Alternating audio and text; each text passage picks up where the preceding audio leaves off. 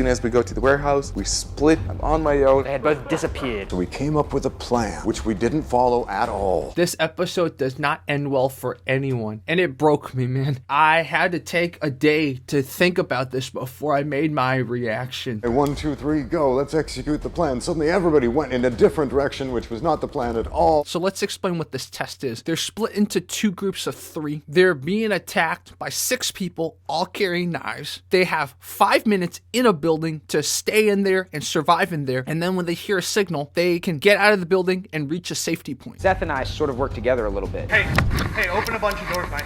Mike, what about in here? Look, lots of stuff in here. Mike and I went underneath the amphitheater. He helped me climb up onto a piece of furniture. Then we moved away the chair that I used so it would look impossible that a person could be up there. The first part is very much about the fight or flight or hide response, and the second part is about the fight or flight response. You could give up, of course, or you could ask for mercy. Those are other responses in these cases of threat. For the sake of this test, you can't do that, right? You can't give up and you can't ask for mercy. So you have to either hide, you have to fight, or you have to keep running. So I'm the first person who got caught. So now everyone here is running, and there's 4 or 5 guys now on me. There's only one path, and eventually I got through to one of the doors, and I knew I trapped myself. So I closed the door, worked their way through the other doors.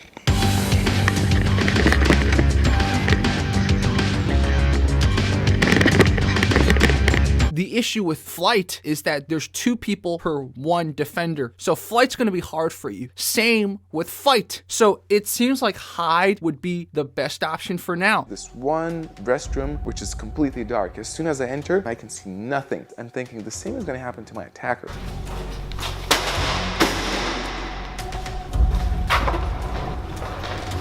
So I'm sitting there covering my GoPro because it's shining with the light.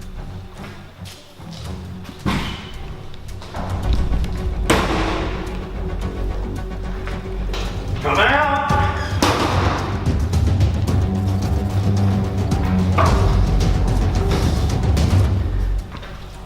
This worked. As you guys know, I'm getting off coffee. I'm not drinking any tea, nothing. So if I look a little off, it's because even though I'm done with my coffee withdrawal, I'm gonna caffeine withdraw these next 2 weeks, but you guys will get a lot of content, so that's good. So far, because the teams didn't stick together, with the exception of Sensei Seth and Icy Mike, but that's not enough against 6 people. Rokas, being ditched, decides to hide, seems to have worked temporarily. Ramsey is doing the same thing from the other team. If you have spent a meaningful amount of time with your own small children, you probably played hide and go seek. And if you live in a fairly small apartment, you only have so many places to hide, so you have to understand the nuances of light and shading and shadow and your eyes adjusting to the dark. Ramsey did find the perfect hiding spot under the bleachers, as no one could find him even though they were close. Ramsey, he's not upstairs. The small guy would be able to hide this. But while he was hiding, First I heard Jeff Chan and I was thinking, I need to go help Jeff. Jeff's in trouble, but then by the time I had this thought, it was too late and Jeff was gone. The issue with hiding is that it works best when you know that the assailant, the attacker, is going to get frustrated and give up, or when you know that help is arriving soon. Both of those scenarios are not the case in this test. In this test, after the signal is given, the attackers strategically, if they can't find you, you know what they're going to do? They're probably going to camp out near the exits to the building. Let's see what happens to Seth and Mike. luckily for Sensei Seth, as soon as he reached the stairs,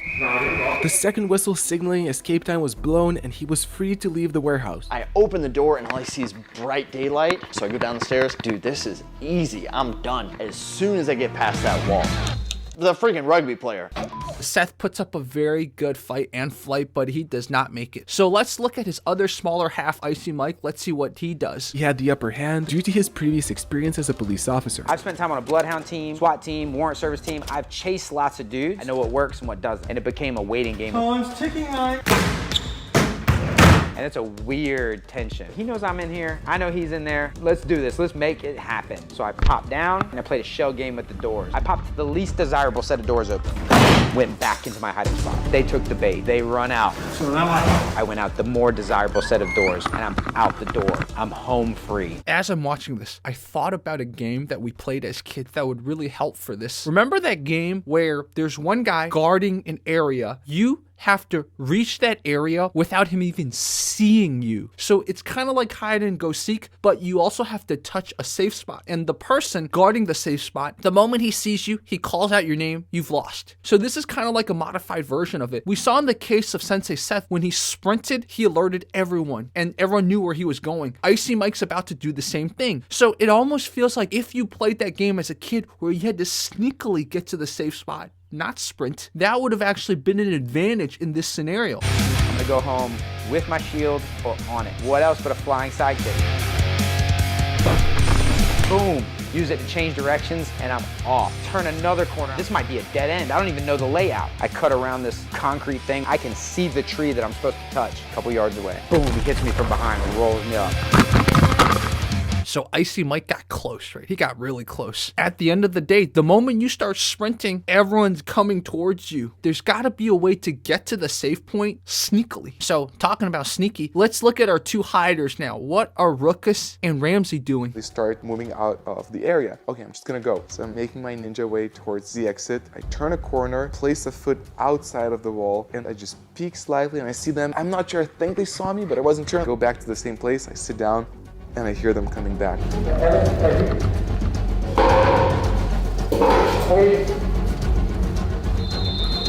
hear the guy coming into the restroom and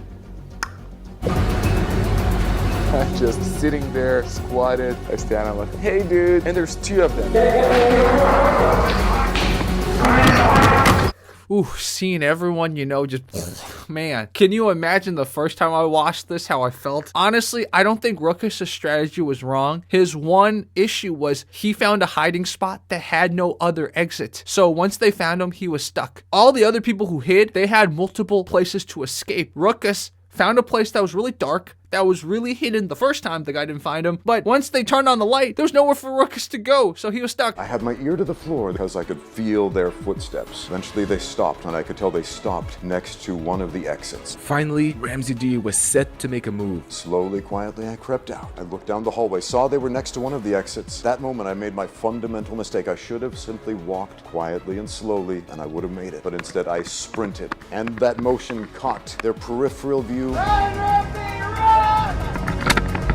So Ramsey proved my point, man. That game that I was telling you about that I don't know the name of, if Ramsey just followed that and quietly, sneakily walked to the safety point, he would have made it. He got swarmed. So now you guys ask, why did I leave Matt Clinton for last? Because I think they were a little unfair towards him. I think he probably did the best. Let's see what happened to him. I didn't think there was any way for me to get down to the first level and then get out the door, so I ended up going back up the ladder, because there's only one ladder up. So I was like, what are you gonna do, chase me up and stab me while I'm kicking you in the face? I don't think so, buddy. Yeah, what are you gonna do? Stab my foot?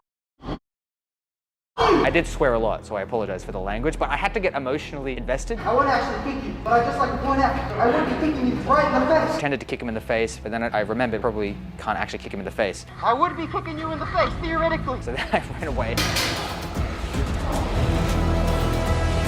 Someone opened another secret door and I got cornered in the corner. Okay, I want to go down swinging, but also I don't want anyone to actually die, and I know you got me here. I think fight-wise, he put up the most amount of fight, and he should have been given credit for that, because that first guy that tried to climb up the ladder after him, if this were real life, Matt probably would have kicked him down. So Matt would have gotten rid of one attacker, and then there would have only been one more attacker while the other attackers were chasing the other people. Matt might have had a chance, but they didn't give it to him. Fight or flight or hide, etc. Fight. Matt did the best. He found a bottleneck point and he used it to his advantage, where the guy was not only going up against gravity, but also couldn't make use of his weapon, and Matt had the stomp going down. Matt should have just been given 1 point or half a point for credit. I mean, he put up the best that he could, knowing that they didn't work together. They literally all went their separate ways. So that's the next topic we're going to talk about. So even if they worked as a team, it's still 3 against 6. So how do 3 people beat 6 people? To answer this question, we're going to have to borrow a concept from military history. This is a concept called defeat in detail. So defeat in detail was made famous by the Napoleonic Wars, but you can see it in many, many different battles from all over history. Applying it to Rokas' scenario here, just because it's 6 on 3 does not mean it's 6 on 3 during the entirety of the exchange. And Jeff, Matt, and Ramsey actually sort of figured that out before they decided to not work together. Going into the building, Team 2 decided to stick together and devised an elaborate plan. Jeff was like, I feel like I got a really good rear naked choke. If we can just catch one by surprise, I'll sink that in. I was like, sick, okay. I'll go for the knife arm. Ramsey, if there's another one, you just keep him at bay. We're all in agreement. I like turned around to look at the door. I turned back around. They had both disappeared. If you can find moments where 2, preferably 3 of you team up on one of them while the other 5 aren't close enough to help, then you have a majority. So that's basically what defeat in detail is. You can take moments where you, as the numerically inferior person, can actually momentarily form a majority and beat them. You can see an example of this in TFC Season 3.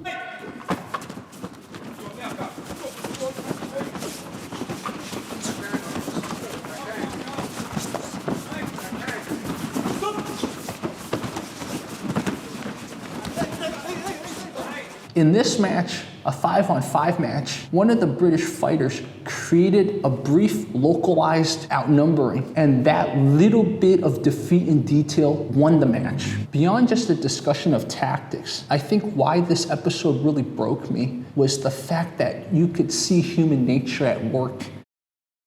Why did this resonate with me so much? I think we all would like to think that whether put in this situation or put in a similar situation, we'd be the ones to survive. We know what to do. Our unique set of skills and training and personality traits and quirks would give us the solution. Like Rokas likes to say, we'd like to think we'd be Batman in this situation. But the reality of this situation, as presented by this, if we live vicariously through these guys, instead of Batman and assembling a team of Robin and Superman and Martian Manhunter, etc., we'll end up in a body bag. We can see ourselves in at least 2 of the people in this test. So whether we'd like to admit it or not, we would probably react the same way or similarly to one or several of the people who are part of this test. What we can clearly learn from this, if you're not prepared, which most of us don't think about the locations we're in this manner. And if you don't work together, truly work together, you're gonna fall into tribalism. You're gonna stumble on yourself. You're not gonna survive. So that's the reality of this situation. Think about the building you work in, the building you get your food in, the building you live in. Have you explored all the exits? Have you explored every corner, every closet? Have you explored places where if things happen, you can hide? Have you explored